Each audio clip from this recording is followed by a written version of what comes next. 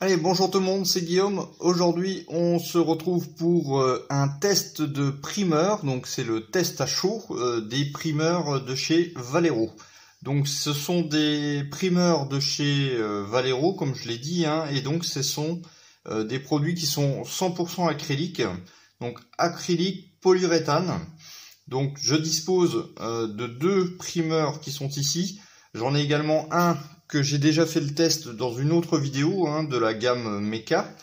Et là, c'est la série entre guillemets classique. Donc, j'ai un primeur noir brillant et un primeur red brown, donc c'est le RAL 92. Donc, dans un premier temps, on va passer ces primeurs sur des cuillères, la méthode classique, pour tester un peu ce que ça donne. Dans un second temps, on va faire la mise en primeur de pièces. Donc là, par exemple, j'ai assemblé le moteur de la Nissan R390 qui est en cours de montage. Donc j'ai pris un petit peu d'avance, j'ai assemblé des pièces pour voir un peu ce que ça donne. Donc ça sera pour la couleur, pour le primeur noir brillant. Vous aurez également une mise en primeur de la tourelle du Panzer IV. Donc je ferai le reste dans mon coin, juste pour se donner une idée de voir un peu ce que ça donne en termes de rendu, en termes de qualité de ce primeur. Donc qui dit acrylique dit un primeur sans odeur. Donc on va déjà commencer à secouer ces pots, même s'ils sont tout neufs, il faut quand même toujours bien secouer. Donc autre petite information, tout ce qui est acrylique, j'ai quand même tendance à privilégier des bus de 0,4 mm ou supérieur si vous avez, car les 0,2 généralement ça sèche quand même assez vite. Donc le constructeur nous indique que ces primeurs sont prêts à l'emploi, c'est-à-dire qu'on les met dans le godet, on pulvérise. Donc on va voir si c'est vrai ou pas. Donc moi généralement j'ai quand même tendance à diluer, mais pour le test, on va faire comme si qu'on est des clients 100% fans de la marque et qu'on les croit sur parole. Donc je secoue. Et on va faire un test sur une première cuillère. Bon, je pense que c'est bon. Faut pas non plus dormir dessus. Donc ce sont des contenances de 60 ml. Voilà. Donc on a un premier aperçu de la couleur. Et on va verser directement dans le godet. Donc ça ressemble assez liquide. Donc on va voir un peu. Donc je suis en bus de 0,4 comme je l'ai dit. Et je suis en pression sur 20 PSI. C'est ma moyenne que j'utilise.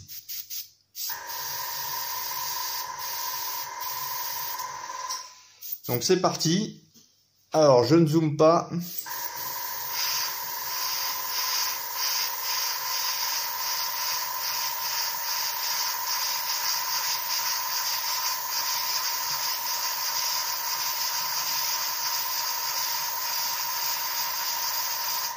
Donc je fais toujours un voile fin au début, avant d'envoyer une couche, on va dire, un peu plus prononcée.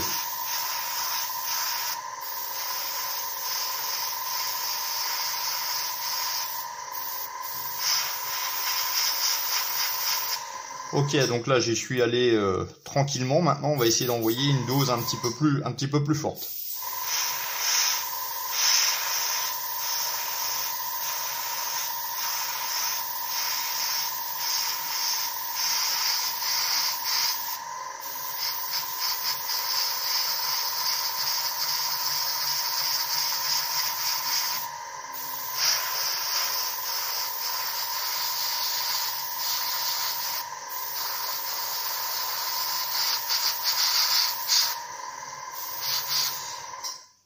Alors, écoutez, ça n'a pas l'air de sécher.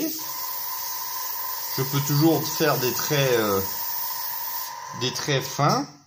Ça sèche relativement rapidement.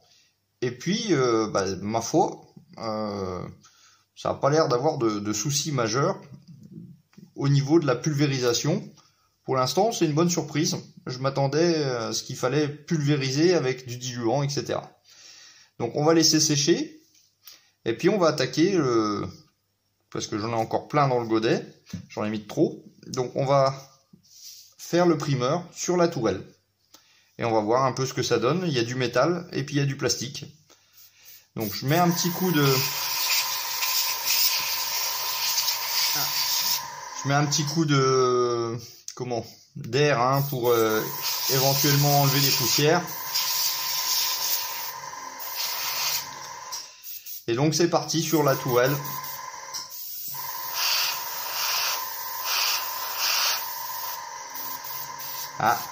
Ah, là ça commence à...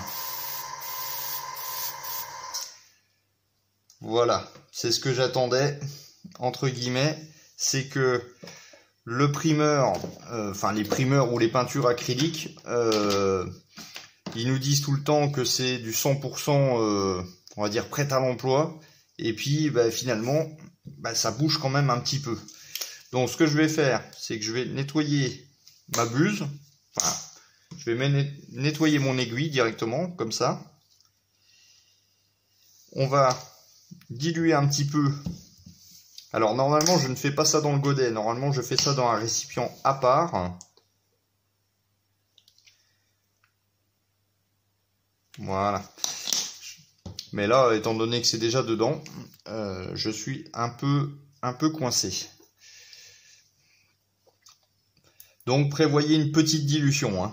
Prévoyez une petite dilution parce que si vous faites du travail, on va dire, assez long, enfin plus d'1 minute, hein, vous avez vu, ça n'a pas été très très long, ah ben, du coup, ça aura tendance quand même à boucher. Ah, là, ça sort déjà beaucoup mieux. Allez, on recommence.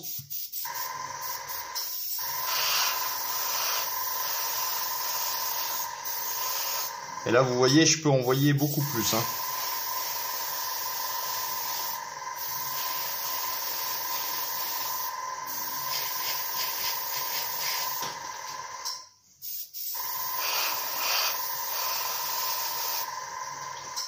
Donc, je vais essayer de rester dans le cadre.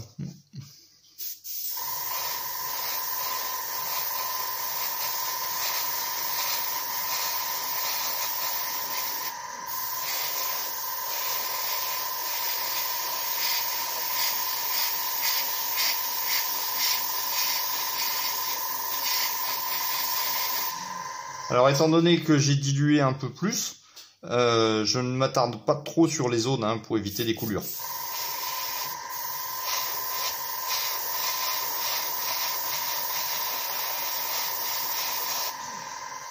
Alors maintenant je vais commencer à attaquer la partie métal et on va voir si ça couvre bien.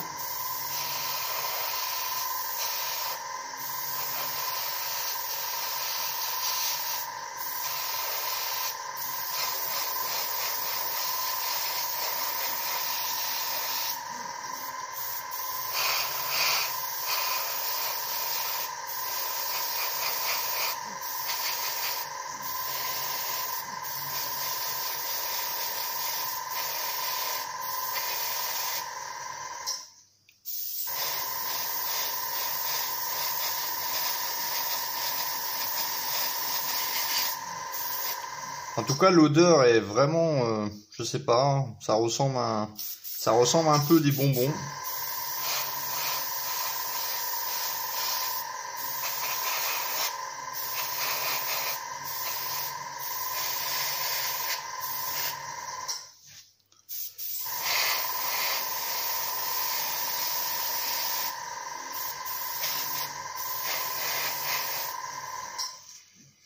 Alors là, vous n'allez pas voir grand chose, mais je peux pas tourner la pièce. Hein.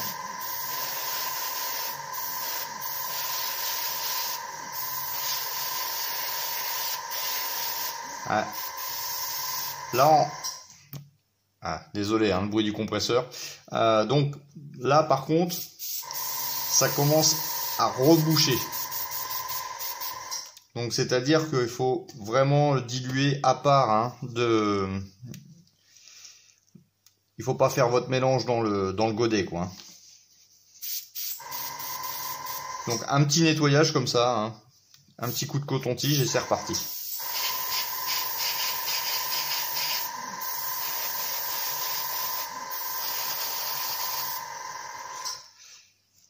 Alors, je continue mon canon.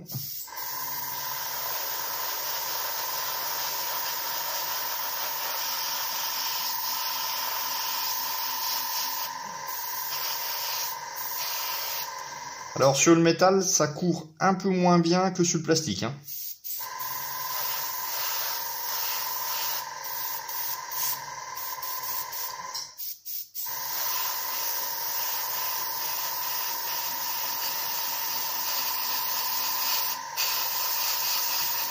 Ouais. Donc il faut vraiment une dilution, hein, parce que là, là ça bloque, hein.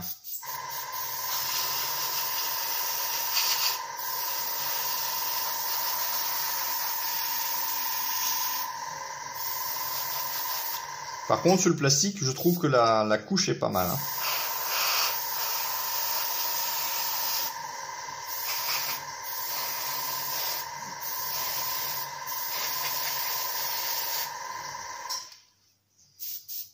Ok, donc je viens de passer donc le primeur complet sur la tourelle.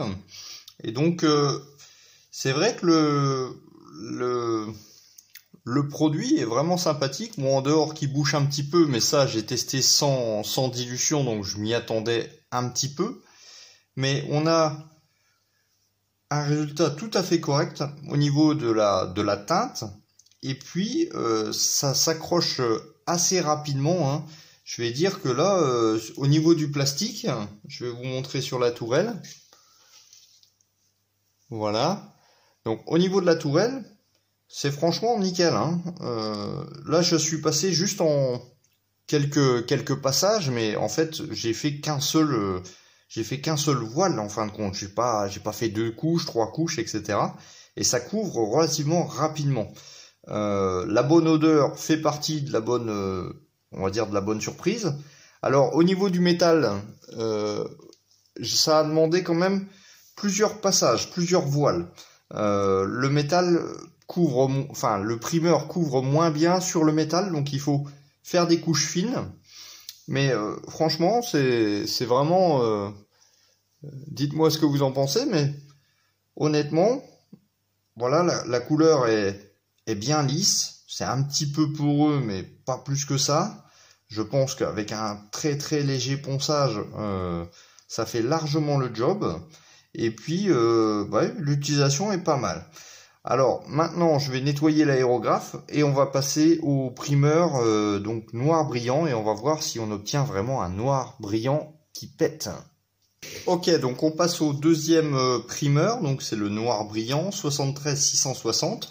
Donc je secoue la bouteille et ce coup-ci, comme j'ai vu et que je me doutais bien de ce phénomène, je vais diluer un tout petit peu, un peu comme les modèles R, c'est-à-dire environ 5 gouttes de peinture, donc là de primeur, une goutte de diluant et une goutte de flow improver. Voilà, 1 ou 2 gouttes, hein, c'est pas non plus à ça près. Donc je vais utiliser un petit ramequin, une petite spatule pour mélanger propre. Donc on va commencer par 10 gouttes.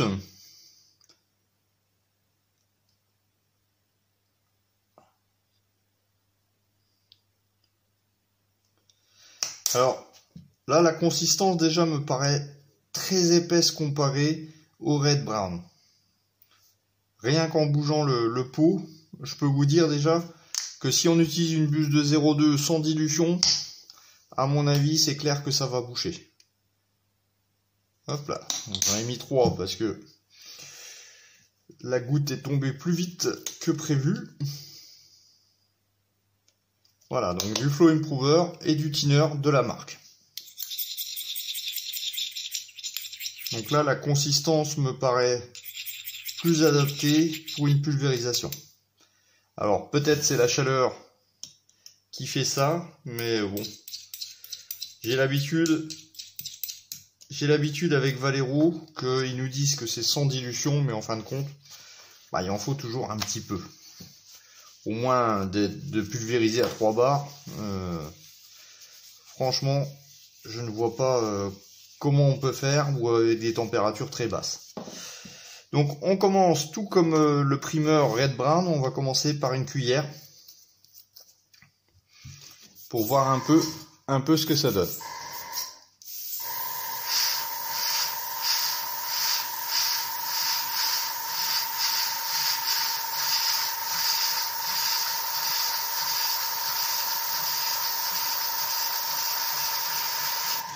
Donc là, je fais une première couche d'accroche. Ma cuillère n'a pas été dégraissée ou quoi que ce soit. C'est vraiment une cuillère en plastique banale.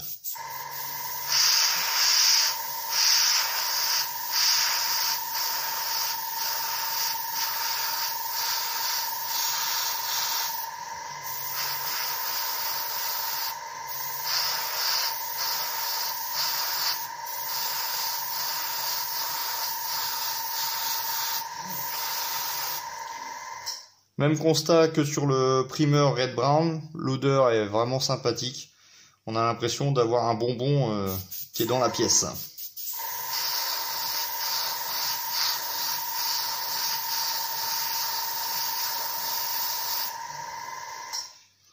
Alors ça couvre un petit peu moins bien.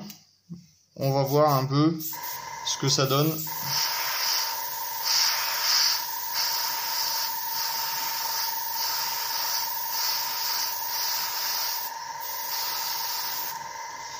Donc on commence à avoir un semblant de brillance. Hein. Donc là je sèche. Hein.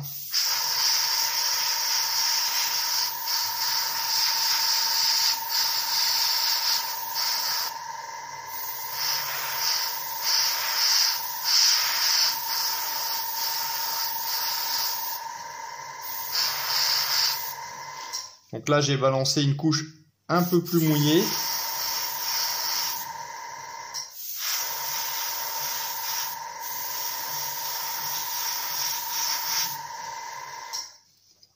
Donc je vais sécher une nouvelle fois et on va repasser une troisième couche un peu plus forte.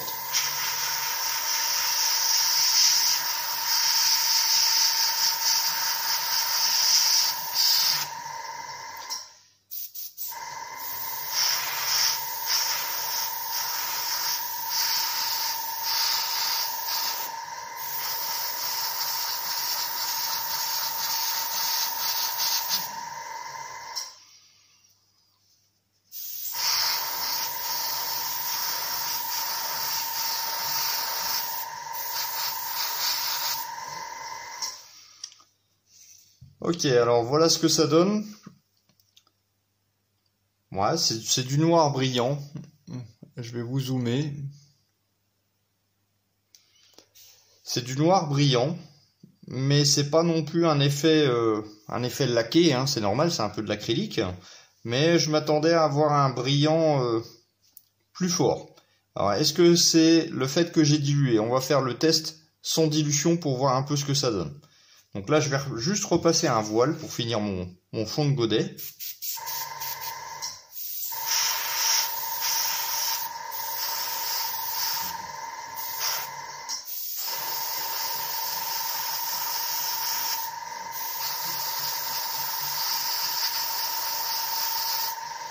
Voilà, j'ai balancé une grosse couche. Hein. Bon, on va voir au séchage. Donc je vide mon godet. Et puis on va recommencer sans dilution. Voir un peu si ça a une différence. Donc là, c'est comme dans la publicité. Vous mettez dans le godet et ça suffit. Tac. Donc c'est les mêmes cuillères, c'est exactement la même chose. La pression n'a pas bougé, la buse n'a pas bougé.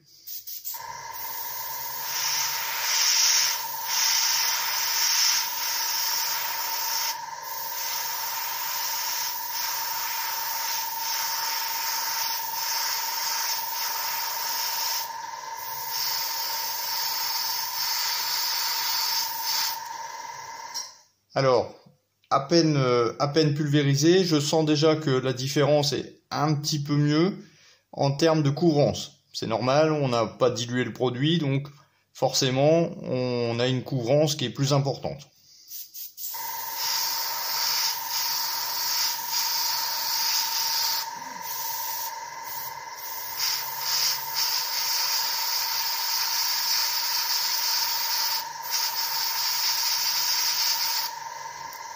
Et donc là, si j'envoie pas la sauce, c'est-à-dire que si je veux faire un très fin,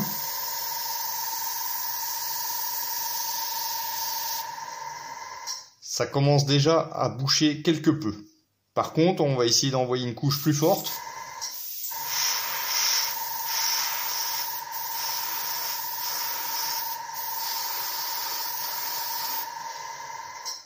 En appuyant plus fortement sur la gâchette, là, on n'a pas de souci. Mais si on veut faire une zone un peu délicate, avec un petit peu moins de pression, un petit peu moins d'air, là, ça commence à boucher, donc il faudra diluer ce que ça revient en finale ma première cuillère. Donc on va voir s'il y a une différence de brillance.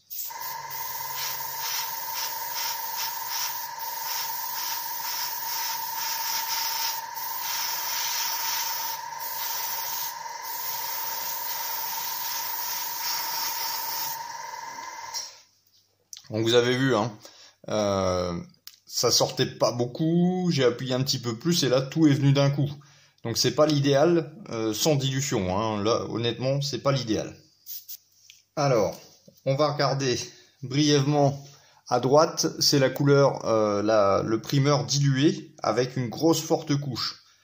Là on est sur une couche on va dire assez fine. Donc je vais repasser un coup et on va voir si on obtient... vous voyez, là ça brille plus. Hein. Alors est-ce qu'il faut plusieurs couches? On va voir ça de suite. Et donc là je pense que j'ai passé une couche plus ou moins équivalente à ce que j'ai là-haut. Hein. Donc on a un effet granuleux, mais ça je pense que c'est dû au support en fin de compte de la cuillère. Hein. Sur du noir ça ressort pas mal. Donc on commence à se rapprocher de la brillance de la cuillère de droite. Mais pas encore.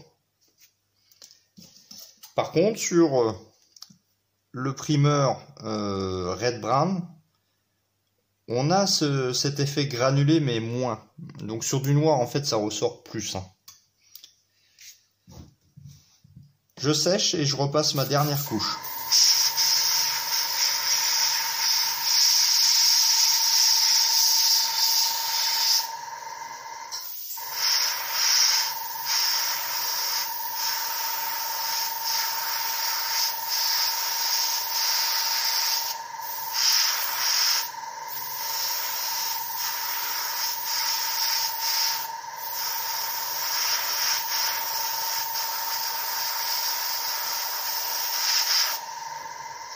Donc là, en fait, j'ai testé d'avoir vraiment une couche mouillée.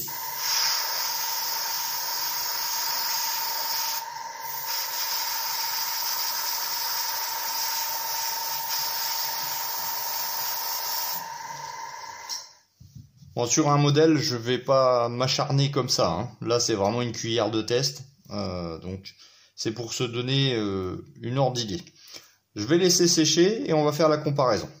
Bon, après quelques dizaines de minutes de séchage, la cuillère à droite est la cuillère qui a reçu la dilution avec le primeur et l'autre sans dilution. Donc on est sur un brillant pour moi qui est plus convaincant avec la dilution. Donc on va tenter une autre chose. On a bien vu hein, que la dilution aidait quand même avec ce genre de primeur. On va tester avec la dilution, mais en passage en voile fin, pour voir un peu ce que ça donne. Parce que là, j'ai quand même envoyé des couches assez fortes. Je cherchais la brillance. Donc, on va voir un peu ce que ça donne. Ce coup-ci, pas sur une cuillère, mais sur une pièce. Donc, on va commencer par la petite pièce qui est ici, qui doit recevoir du chrome. Donc, je vais baisser ma pression. Ce coup-ci, je vais me mettre à 1 bar pour voir la différence. Voilà, donc là je suis à 1 bar, un petit coup de nettoyage. Donc la pièce est blanche là, hein. Donc on va voir un peu ce que ça donne. Et donc c'est parti.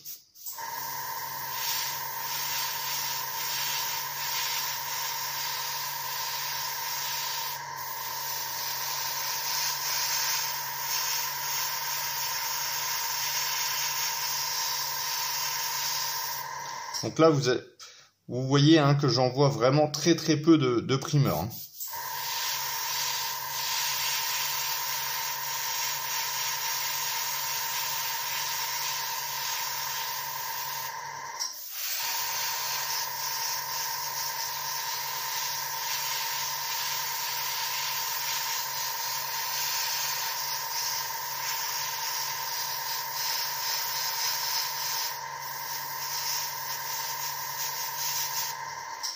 Donc là, je suis vraiment sur une première couche très fine.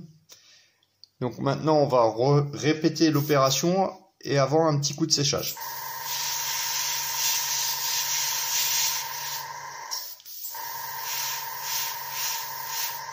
Donc deuxième passe.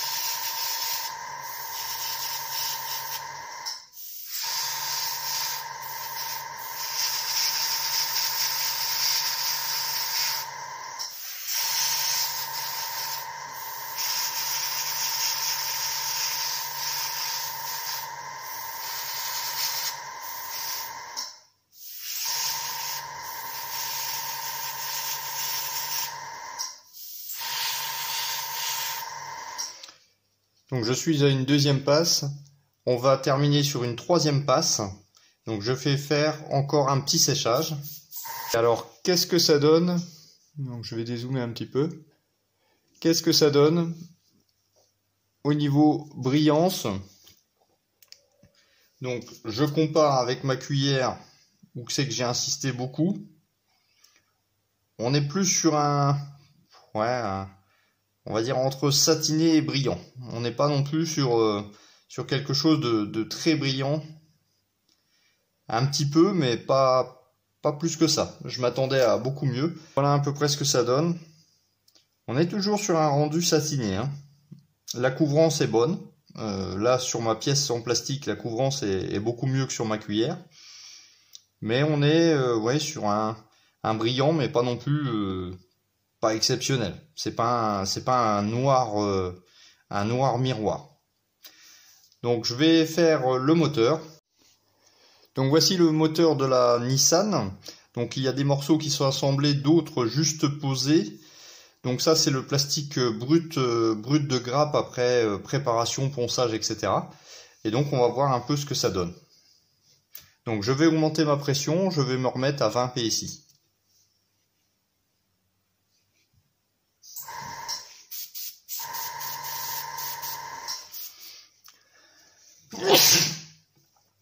Oups.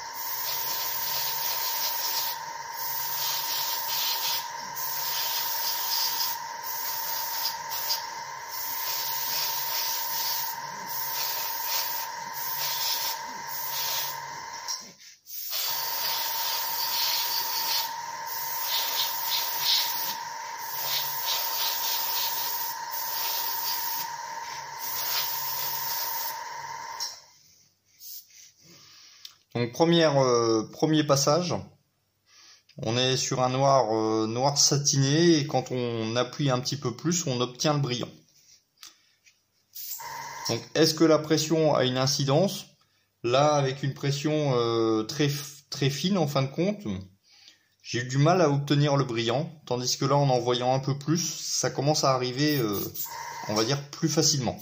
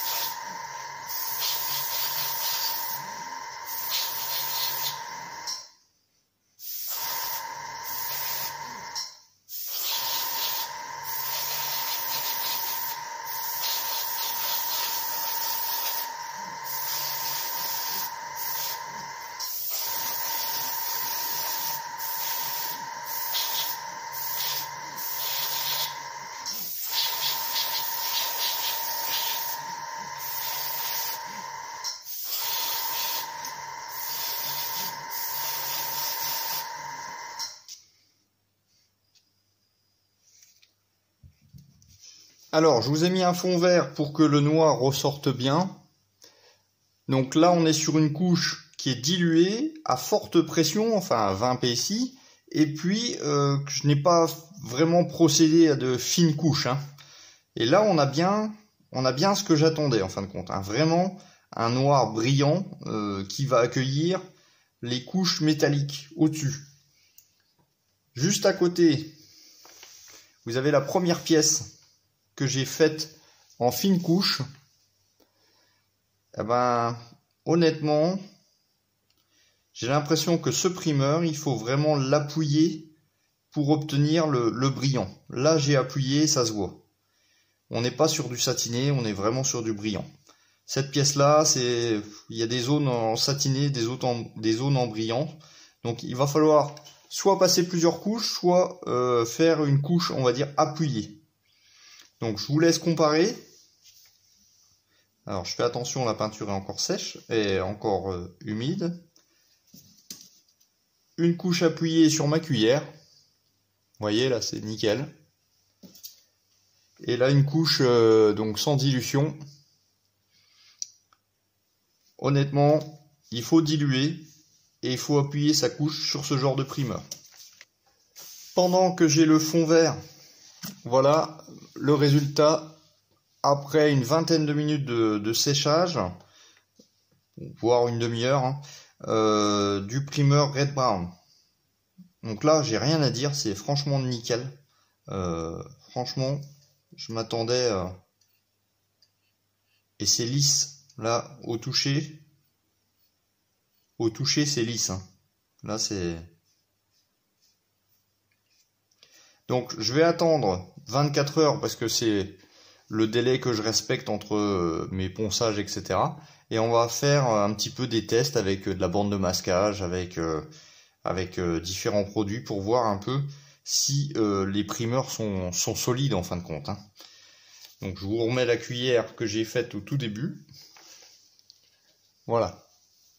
Donc on se donne rendez-vous dans 24 heures pour tester la solidité de ces primeurs.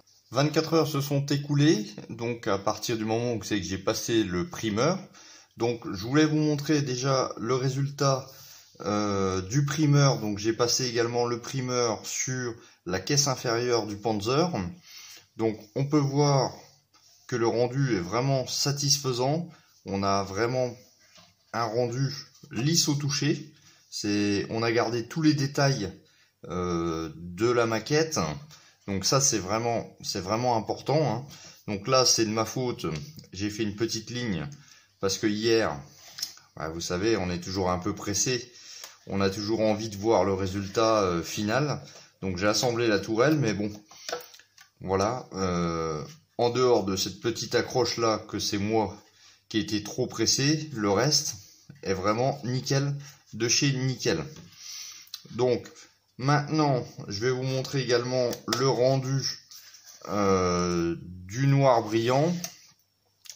Donc après séchage, je vais vous zoomer un petit peu. Donc après séchage de 24 heures, on est vraiment sur un rendu vraiment noir brillant et non pas satiné comme j'ai pu l'indiquer au début de la vidéo. Là, on est vraiment sur quelque chose de bien brillant et donc ça va forcément ressortir. On a gardé là également tous les détails. Le primeur s'est tendu. Il y a vraiment... alors ça colle un petit peu au doigt, mais c'est pas... comment? C'est sec, hein, c'est sec. Donc là, vraiment, je suis vraiment content de ce rendu. Au niveau des cuillères, je les ai numérotées pour pas me tromper. Donc là, on est sur la première avec la dilution, la deuxième sans dilution. Donc je continue à dire que avec la dilution, on a un meilleur résultat. Et la troisième, j'en ai refait une troisième là, avec fine couche et dilution. On est sensiblement sur la même chose. Donc vraiment, vraiment content. La petite pièce que j'ai filmée également, voilà. On est vraiment sur un rendu brillant et franchement, ça fait le job. Je pense que il faut aussi donc envoyer un petit peu plus, comme je l'ai signalé. Et puis le temps de séchage fait aussi que le primeur va vraiment bien se tendre. Voilà. Donc maintenant, on va passer tout de suite, parce que la vidéo dure déjà depuis très longtemps, on va passer à des tests de solidité de ce primeur. Donc dans un premier temps, ce qu'on va se poser la question, c'est est-ce que ce primeur résiste à des masquages. Donc là j'ai une bande cache Tamiya, donc je passe très vite sur mes doigts. Donc j'applique la bande cache, voilà, je l'applique, j'insiste bien, tac, donc je vais enlever la bande cache. Là, il n'y a rien. Je recommence une deuxième fois.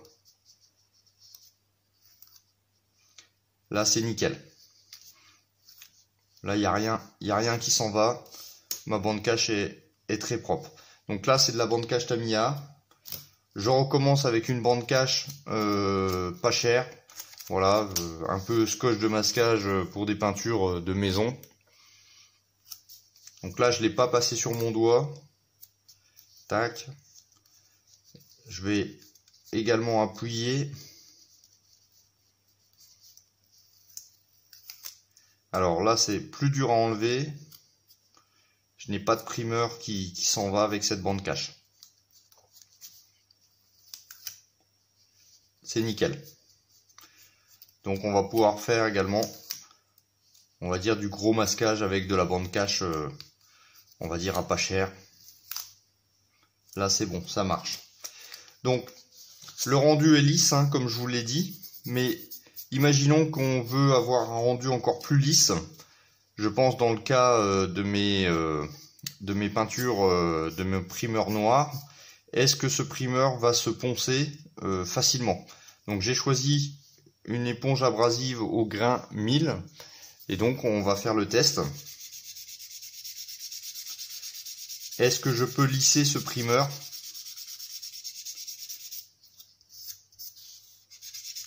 Donc mon éponge est un petit peu sale. Ça va expliquer, on va dire, des petites des petites poussières, hein, sur le rendu. Voilà. Et là j'ai vraiment une peau de bébé et le primeur est resté sur ma cuillère.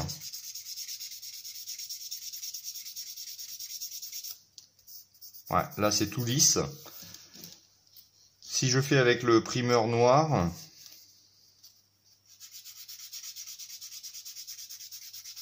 donc je vais enlever l'aspect brillant, hein.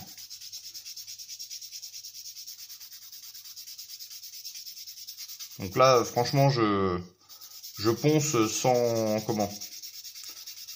sans vraiment être délicat. Donc j'ai enlevé l'aspect brillant, bien entendu.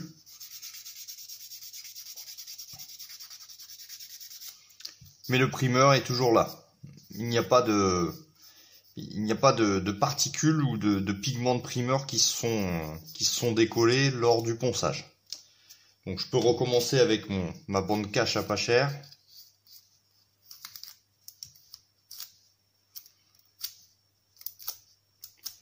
C'est nickel, il n'y a rien qui s'en va.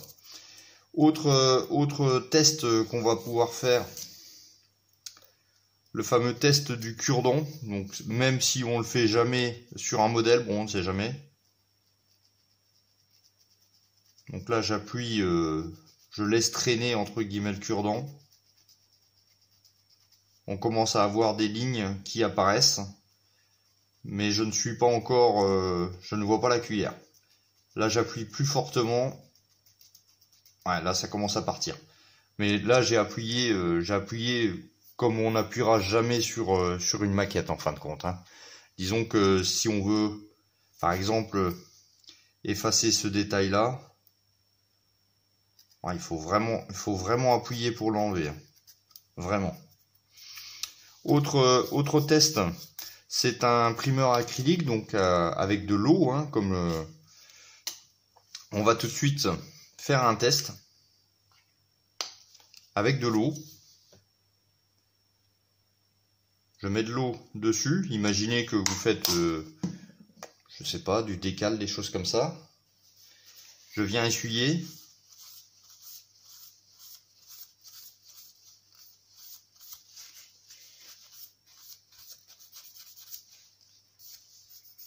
Mon primeur est resté. C'est un primeur acrylique, mais il va se durcir avec le temps de séchage. Et donc là, je fais vraiment un rendu très très lisse, même avec l'eau hein, que je viens de mettre dessus. Dernier test, on va utiliser, alors c'est quelque chose que je ne fais jamais, mais bon, c'est vraiment pour tester. Je vais utiliser du panel line de chez Tamiya, donc c'est de l'énamel.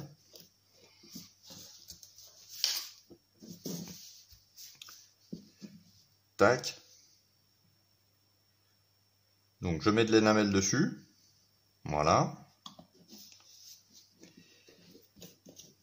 Imaginons qu'on veut garder ce primeur Red Brown à l'intérieur du tank, c'est ce qui se faisait souvent. Et puis on veut rehausser un petit peu les détails, donc je mets du panel line pour rehausser les détails. Et donc une fois que le panel line est fixé au détail, on va naturellement enlever le surplus comme on ferait naturellement. Hein. Donc je vais utiliser du diluant X20 Enamel.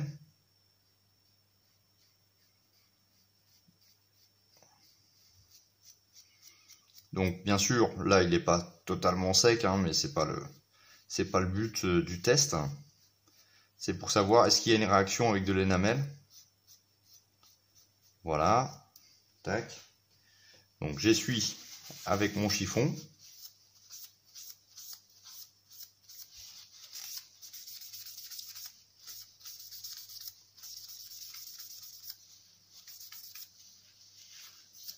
Et c'est nickel, rien n'est parti.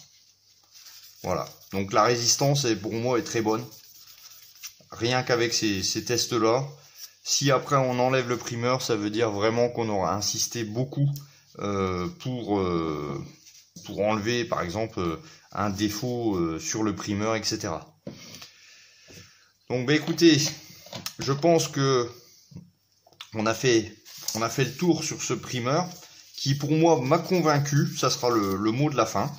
Alors, quelques petits défauts lors de la pulvérisation. Pourquoi? Parce qu'il fallait le diluer et pas laisser sec. Un petit apprentissage par rapport au noir brillant, du primeur noir brillant qu'il faut envoyer quand même assez fortement. Mais dans l'ensemble, franchement, j'aime bien parce que c'est sans odeur, c'est facile à appliquer, ça couvre bien. Donc franchement, moi je dis, allez-y sans problème. Donc je ferai un test de mon côté pour voir si on met une peinture acrylique avec du diluant lac, ou si on met de la laque au-dessus, est-ce que ça tient ou pas. Donc ça, je vous dirai ça dans une prochaine vidéo. Mais là, d'apparence comme ça déjà, ça me plaît vraiment beaucoup. Donc je vous laisse sur le rendu des tests que j'ai réalisés. Et donc j'espère que cette vidéo vous aura plu. Donc n'hésitez pas à l'acheter, hein. Je pense que ça fait vraiment bien le job. J'ai oublié de faire un petit test là sur le métal avec de la bande cache. Hop là. Sur le métal, on est pareil. On a vraiment une bonne adhérence. Donc j'espère que cette vidéo vous aura plu. Vous retrouverez bien sûr dans les liens en dessous de la vidéo, dans la description, tous les liens concernant mes réseaux sociaux, donc la page Instagram, la page Facebook, la page Scalmate. Vous avez la page Tipeee et la page Utip pour aider la chaîne. Le prochain test qui sera réalisé sur la chaîne, il s'agira maintenant de tester les peintures métalliques de la gamme Vallejo, donc les Metal Color. Mais donc ça sera pour un prochain test. En attendant, laissez-moi vos commentaires si vous avez déjà utilisé ces produits. Si vous voulez les tester, n'hésitez pas à me le dire dans les commentaires. Voilà, on se dit à la prochaine. Ciao, bye bye.